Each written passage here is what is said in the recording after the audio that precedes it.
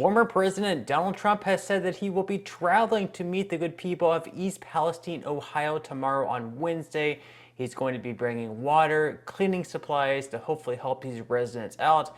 Meanwhile, the current president, President Biden, is nowhere to be found. Well, I guess if you were to look for him, you might find him in a different country in Europe instead of here in the United States, even though we have so many things going wrong. And if we look for the Transportation Secretary, Pete Buttigieg, the one in control of these trains and overseeing them and making sure that we're not having toxic chemical spills, well, he's nowhere to be found in Ohio either. So this article here is from Fox News. Trump to visit East Palestine and donate water supplies amid Biden's failed response. Former President Donald Trump will travel to East Palestine, Ohio Wednesday and is set to donate thousands of gallons of cleaning supplies and more than a dozen pallets of water to the community as it grapples with the aftermath of the train derailment that led to a large release of toxic chemicals, Fox News Digital has learned.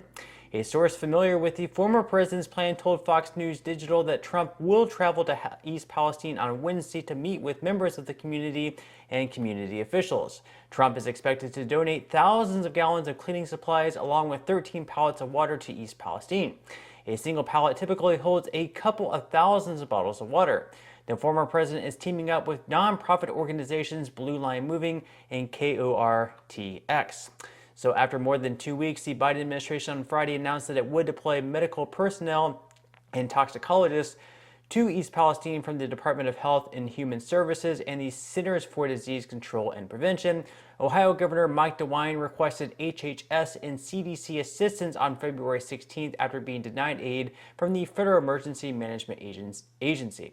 FEMA told DeWine Ohio is not eligible for disaster assistance even amid the derailment.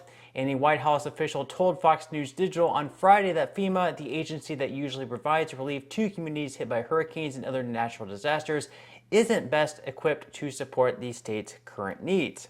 But then, of course, hours later, FEMA actually reversed their decision and announced on Friday night that it would deploy federal assistance to East Palestine, so they reversed their decision there.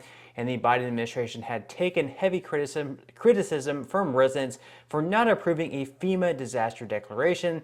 The derailment does not meet the legal requirements for such a declaration, officials say. So, pretty disappointing there to see Biden's reaction with everything going on, FEMA not really offering any type of assistance. Obviously, people there are very upset with how everything is being treated. They're kind of, being completely forgotten about. The water is obviously not very safe to drink, even though they are saying, oh, it's safe to drink, everything is okay. The air is definitely not safe to breathe, at least in my opinion. If Biden or Buttigieg want to say that the water is completely fine to drink and that the air is safe to breathe, then I suggest maybe they should visit and just, see for themselves firsthand, like how safe is this air to breathe and how safe is the water to drink. And of course, where is Biden? Well, where is Biden during all this? Well, earlier this week, of course, he visited Ukraine. And while he told East Palestine residents, we don't have any money for you, we can't give you any money, or FEMA is not best equipped to handle this situation, there's no money we can give to you. Well, at the same time that there apparently was not any money to give out, he was overgiving Vladimir Zelensky an additional $500 million in assistance to go towards that war. And in all of 2022, we gave out, I believe it was $113 billion to the country. But apparently we don't have any money for our own citizens in our own cities and our own states. But we have, $500 million to give out in one day earlier this week to Ukraine. So pretty disappointing stuff there. Of course, we have a tweet from Tulsi Gabbard. She was a former presidential candidate for actually the Democrats back when Joe Biden won the election. She tweeted out, flew in tonight, headed to East Palestine, came to see firsthand what Biden and Buttigieg refused to do. Biden has time and another $500 million of our money for Zelensky, but no time or money for people here who are still getting sick days after the water and air were supposedly declared clear. So she points out there, people there are actually getting sick after breathing in this air and drinking the water. Obviously, it's not safe. And where is the president of the United States? The president of the United States. He's in freaking Ukraine, giving out $500 million to Zelensky and the Ukrainians. instead of taking care of the people here at home. Obviously, people should be very upset. If I was in that town, I would be absolutely pissed. And just the general outrage here. Someone who's supposed to be leading our country is over taking care of matters in a completely different country. Who does he really want to be the president of? Does he want to be the president of the United States, or does he want to be the president of Ukraine? Because I think we should give him that option. Maybe he should step down. Maybe this role of being president of the United States is just a little bit too much for him. Maybe he would prefer another country where he can get a 10% kickback. Just saying. Now, of course, the other day, the East Palestine mayor wasn't the only one upset. Everyone is upset, obviously. And he said that Biden, visiting Ukraine before visiting East Palestine was pretty much a slap in the face. Now, a reporter actually asked him a day or two later whether or not he would like to apologize for making that comment. Let's take a listen. He is more welcome to come if he wants to come. I was very frustrated last night. If you're talking about the comments I made last night, I was very frustrated, and I stand by those comments. But yeah, if he wants to come, he's welcome.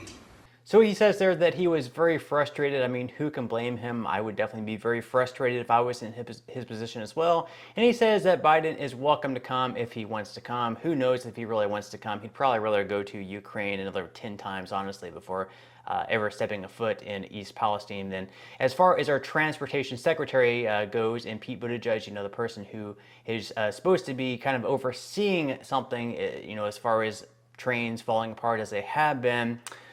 Basically, he's saying that he will visit East Palestine when the time is right, lays out new rail safety efforts. So when is the time going to be right? Because it's been 3 weeks since this incident occurred.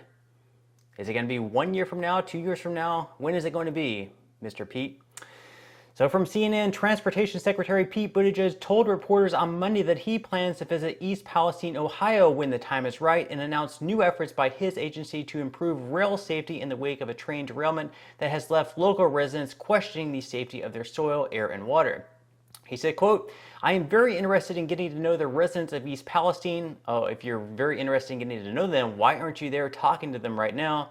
Hearing from them about how they've been impacted and communicating with them about these steps that we're taking, Buttigieg said on a Monday call, adding that he had referred to past common practices of transportation secretaries by deferring first to the National Safety Transportation Board after a major disaster like the derailment. But yes, when the time is right, I do plan to visit East Palestine. I don't have a date for you right now. I mean, if you want to visit them and talk to them about their experiences, why aren't you there right now? I mean, I'm sure you have access to a private jet where you can be there within just a couple of hours, but just go there when the time is right. Sure, I mean, you had 3 weeks to do so, but what are you doing? What are you doing? I have no idea. So, no date for Mr. Buttigieg, even though, again, that's sort of his job.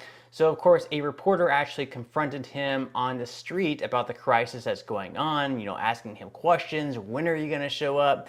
And as you can see in this video that I'm about to show, he just sort of blew her off. He said that I'm taking personal time right now, which is understandable. I mean, if you work very hard like he is, apparently, I guess you need your own personal time. He shows frustration with her, and then after the interview, he asked to take a picture of her, sort of trying to show intimidation, which is kind of weird. Let's roll the tape. Secretary, what do you have to say? Hi, how are you? Good. Jenny here at the Daily Caller News Foundation. What do you have to say to the folks in Ohio, East Palestine, who are suffering right now? Well, I'd refer you to about a dozen interviews I've given today, and if you'd like to arrange a conversation, be sure to reach out to our press office, but I'm not going to have that conversation with you. Just walk You down don't the have a street message here. for them? I do, and I shared it with the press many times today. I'd refer you to those comments. Would you mind sharing it with us? No, I'm going to refer you to the comments that I made to the press because right now I'm taking some personal time and I'm walking down the street. Are you going down there? What's that? Are you going down there at all? Yep, I am. When are you going? I'll share that when I'm ready. Okay, Not talking on the thank you. street. Can I get a photo of you? Yeah. So from now where we are now until he decides to visit East Palestine, what's he going to do, you ask? Well, perhaps just focus more on the most important issues going on in this country as far as what a transportation secretary would do. such as focus on our very racist highways. Or if an underpass was constructed such that a bus carrying mostly black and Puerto Rican kids to a beach, or there would have been, in New York was designed too low for it to pass by, that obviously reflects racism that went into those design choices. I don't think we have anything to lose by confronting that simple reality. And I think we have everything to gain by acknowledging it and then dealing with it, which is why the Reconnecting Communities, that $1 billion, is something we want to get to work. But that's all the news that we have for today's video. I hope you enjoyed. Leave your comments and thoughts in the comment section below. Would love to hear them. Give this video a like if you enjoyed. I would definitely appreciate it if you would. Subscribe to my channel if you have not already, and I will see you in the next video.